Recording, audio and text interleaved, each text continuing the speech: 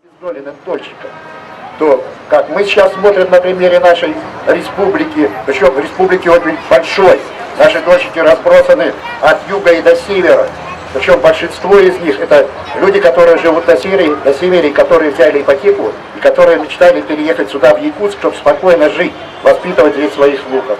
Но мы этого не видим. Ни Минстрой, ни другие надзорные органы не принимают никаких мер к тому, чтобы выявить, куда деваются народные миллионы. Куда смотрел Минстрой и прочие надзорные органы, когда столько у нас объектов проблемных по самому Якутску, по самой Якутии. Я вот хочу сказать еще раз благодарность КПРФ, потому что это единственная партия, которая по всей России организовала 2 съезда, представляете? 2 съезда обманных дольщиков. Под нажимом этой партии в Государственной Думе Российской Федерации организовалась рабочая группа по решению проблем дольщиков.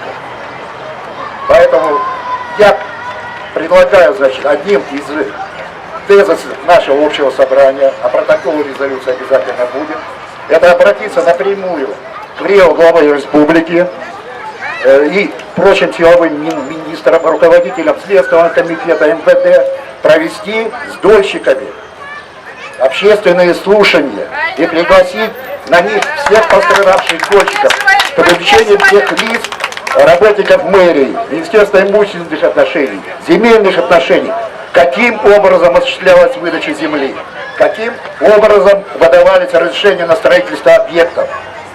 Вы только не можете себе представить, дома должны были сданы в 2012 году сдать, в 2013, а нынче на дворе у нас конец 2018 года, и что люди живут где? На улице, снимают дома.